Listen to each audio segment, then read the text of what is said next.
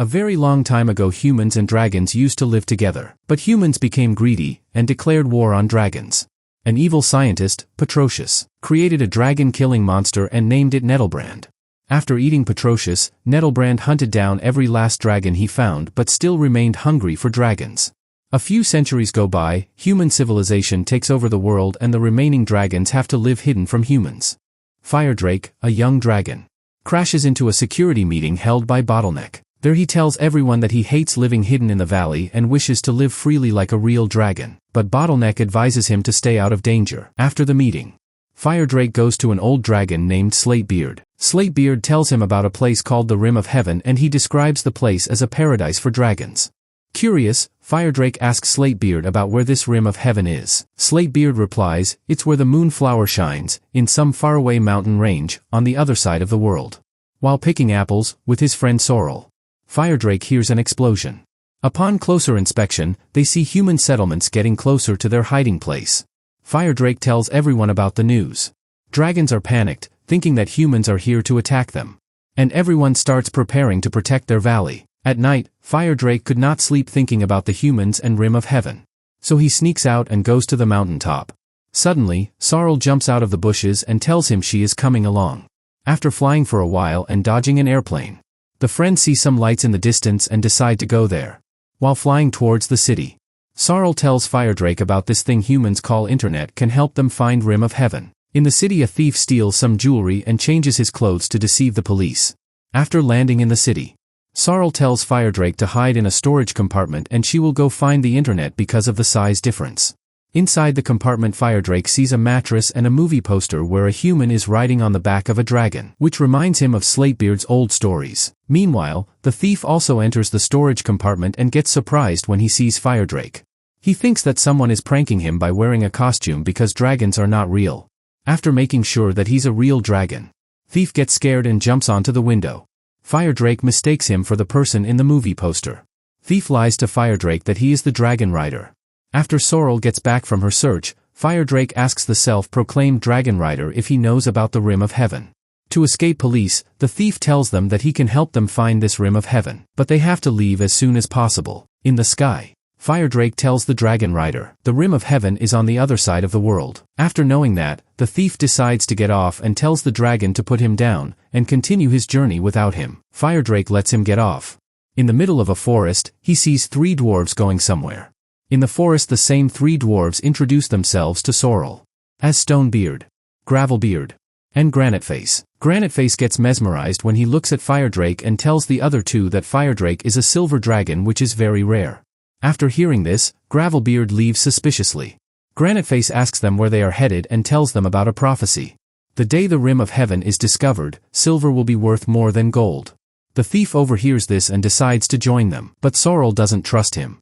So he shows her his dragon riding certificate. While Sorrel and the Drachenreiter fights, Firedrake notices a creepy-looking castle in the distance. Gravelbeard is also running towards the spooky castle. Inside the castle we see the dragon-killing monster Nettlebrand, who is making a profile on a dating site with the help of his slave Twigleg. Twigleg is a homunculus, who looks like a human but is very small in proportion. Nettlebrand introduces himself as a 500-year-old violent and vicious dragonoid who ate his own creator and likes eating dragons, and dislikes not eating dragons. Suddenly the suspicious-looking dwarf bursts through the door and asks Nettlebrand to guess what he saw up on the mountain, even after giving clues and hints and telling him it's his favorite thing. He couldn't guess right. Finally, the dwarf tells him that it's a dragon, and not just any dragon, it's a rare silver dragon. Nettlebrand tells him that he has never heard of a silver dragon and wants to eat him as soon as possible. Back in the forest, Firedrake observes ravens flying over the haunted-looking castle. Sorrel and the Drachenreiter settle their argument. Nettlebrand rushes towards the dragon. Firedrake also notices something in the forest coming towards them, and tells the other two about it. Soon, the ground starts shaking and the three of them decide to leave. Nettlebrand arrives at the mountain top and watches the dragon flying away from him, which makes him angry. Not knowing where the dragon is headed, Nettlebrand calls for a raven and asks Twigleg to go after the dragon. Twigleg hesitantly gets on the raven and flies off to follow the dragon, leaving Nettlebrand with no choice but to keep the suspicious dwarf as his new slave. Back in the Dragon Valley, Slatebeard is unable to find Firedrake and tells Bottleneck about it. Sorrel's parents also arrive there and tells Bottleneck that Sorrel is also missing. Meanwhile, on their journey towards the rim of heaven, the Drachenreiter asks the dragon for a fire-breathing demo. But Firedrake declines to demonstrate and tells him that fire is not a toy and must be used for protection only. But the truth is, Firedrake cannot breathe fire. Suddenly, a sandstorm approaches them. And Firedrake tells Sorrel not to worry because the Drachenreiter can easily navigate them through the sandstorm.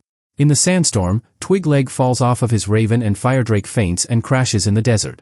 When the sandstorm stops, the Drachenreiter and Sorrel start to look for Firedrake.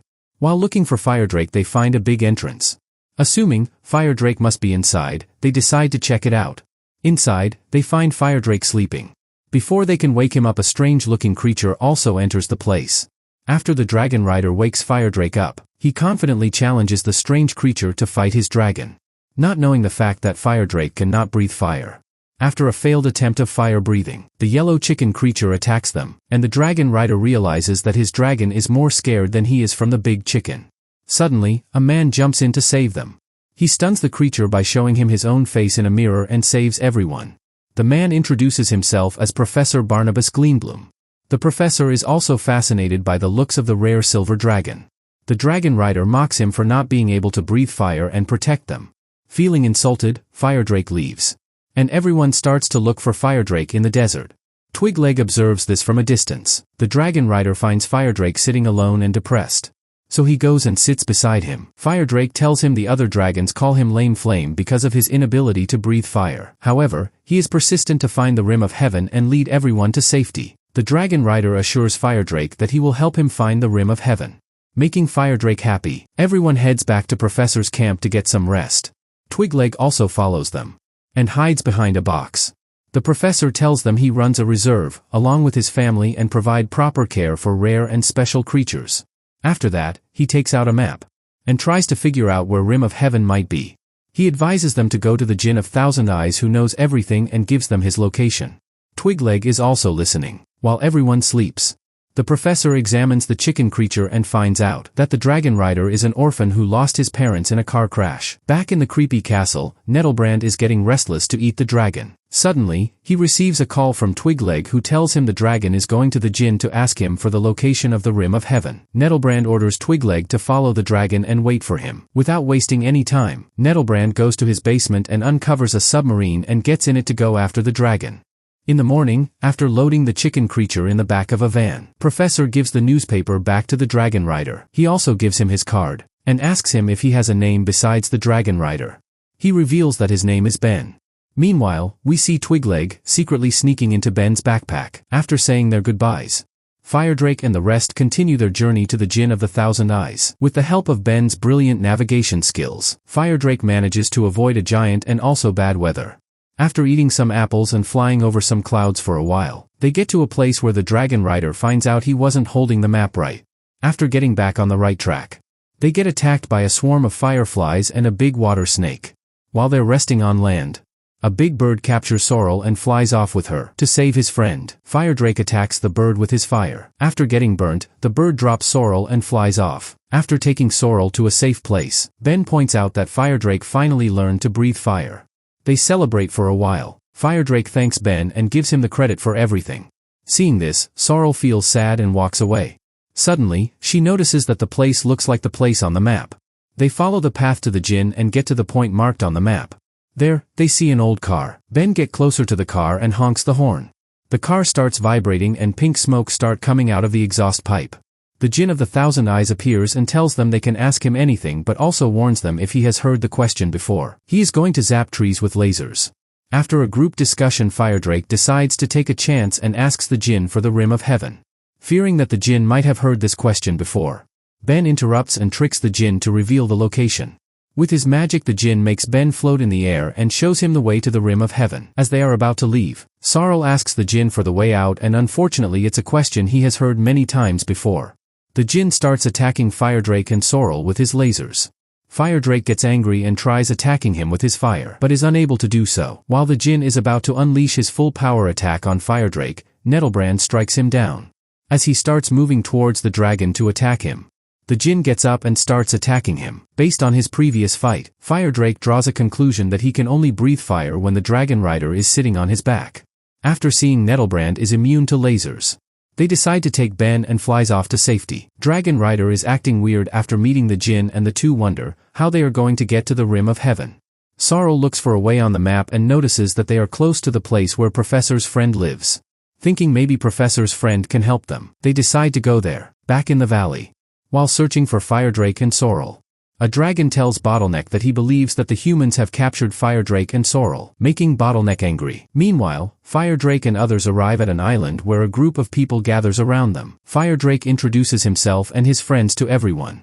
After knowing the Drachenreiter has come to their land, the villagers offer their food and clothes to him. Sorrel tells them the purpose of their visit. The village people give them a proper welcome and take them to the house of Professor's friend Subisha. After they tell her about their problem, Subisha takes them to the temple of Drachenreiter. When Firedrake asks her about the rim of heaven, she tells him that nobody knows. It's hidden from the world and protected by powerful magic. She tells them about the prophecy. The day the rim of heaven is discovered, silver will be worth more than gold. Sorrel remembers, this is exactly what one of the dwarves said on the mountain. The old lady also tells them about the monster named Nettlebrand. As Ben opens his backpack, Twigleg tries to escape but Sorrel catches him. Twigleg tells her he is Nettlebrand's slave and has been spying on them. To fix things, Sorrel makes Twigleg call Nettlebrand and lie to him about their location. Twigleg tells him that he is in the North Pole, but gets caught lying when Nettlebrand recognizes a painting of Drachenreiter on the ceiling. Soon, Nettlebrand arrives on the shore with the help of his submarine. Meanwhile, Subisha helps Ben remember the way Jinn showed him. Based on his memories, the old lady marks a map. However, the map is stolen by Nettlebrand's raven. After realizing that the lives of dragons living in the rim of heaven are in danger, Subisha tells Ben to believe in himself, follow his heart and continue their journey without the map. As they are about to leave, Twigleg also decides to join them to save himself from Nettlebrand. Back in the valley, Bottleneck decides to gather troops. After saying their goodbyes, Firedrake and his friends leave the island to continue their journey. Ben's eyes lit up when he saw a crescent-shaped mountain and he commands Firedrake to go there. Nettlebrand has also arrived near the mountain and can smell the dragon's presence. After going through a snowstorm, they enter an ice cave. While Firedrake is flying inside the cave, Ben gets another vision and he tells Firedrake to go through another entrance. Sorrel looks back and sees Nettlebrand, who starts chasing after them. After safely making their way out of the ice cave, Firedrake thinks they are safe now. But suddenly, Nettlebrand attacks them by shattering the wall behind them. Firedrake manages to dodge him by an inch. As Nettlebrand falls, Ben's eyes light up again, indicating they are close. After flying through some rocky mountains, they get to a place where they see a stairway. The stairs lead to a big circular door. Firedrake pushed the door open. Inside, they spot a statue of a dragon and nothing else.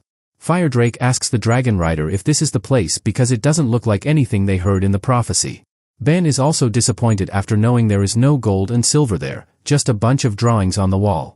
On the other hand, Nettlebrand emerges from the snow and roars. Ben hears him and asks Firedrake to leave.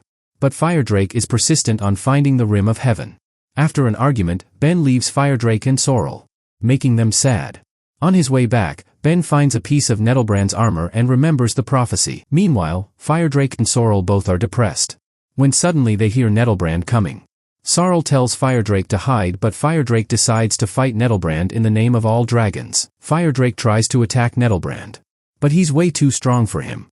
Firedrake realizes this, and tries to attack him with a fire, but when he does only a few sparks come out of his mouth. Meanwhile, Ben gets there and tells them about the prophecy. When the rim of heaven is discovered, silver will be worth more than gold. Where Firedrake is silver and Nettlebrand is made of gold. Ben tells Firedrake to believe in himself and attack Nettlebrand with his fire. Sorrel tells Ben that Firedrake believes he can only breathe fire when the Drachenreiter is sitting on his back. Nettlebrand knocks Firedrake and also captures Ben. To help his friends, Twigleg makes a fake profile of a female Nettlebrand and starts texting Nettlebrand to divert his attention. Meanwhile, Ben tells Firedrake he is not a Drachenreiter and Firedrake can breathe fire all by himself. Twigleg's phone runs out of battery and Nettlebrand remembers he has unfinished business. Ben is trying to motivate Firedrake to use his fire, but Nettlebrand reminds him that he's fireproof, and fire can't hurt him. As he's about to swallow Ben, Firedrake's eyes light up and he starts blowing up like a balloon. Firedrake unleashes his powerful blue flames, which are hot enough to melt Nettlebrand completely, turning him into gold dust. Sorrel notices something, she picks it up and figures it's a key. The dragon statue starts to rotate and points them to a door which opens by itself. On the other side of the door lies the Rim of Heaven. The Rim of Heaven is a majestic place where even the flowers shine. Then they notice a few dragons flying freely in the sky. After looking at the family of dragons, Ben gets sad and lonely. He walks away to go sit on the grass. Firedrake notices this and goes to sit beside Ben and thanks him for helping them find the Rim of Heaven. Firedrake asks Ben if he would like to stay with them or go back to the city. Ben states there is no point in living among humans if you're living alone. After thinking for some time, Ben decides to go to Professor Greenbloom and help him run his reserve.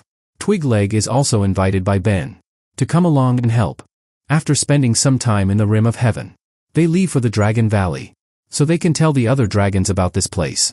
In the valley, Bottleneck has gathered everyone and is giving a speech. He says that they have been hiding from humans for so long, but this time humans have gone too far. This time humans have attacked their children and it's about time to teach them a lesson with some flames. Slatebeard is frightened by thinking about the consequences of war. Suddenly he notices Firedrake flying towards him.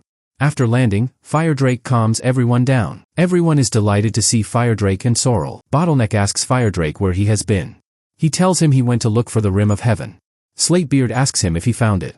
Firedrake replies he surely did and shows him the shining moon flowers Slatebeard mentioned in his stories. Without wasting any time, under the light of a full moon, Firedrake and all the dragons head for the Rim of Heaven. And lived happily ever after.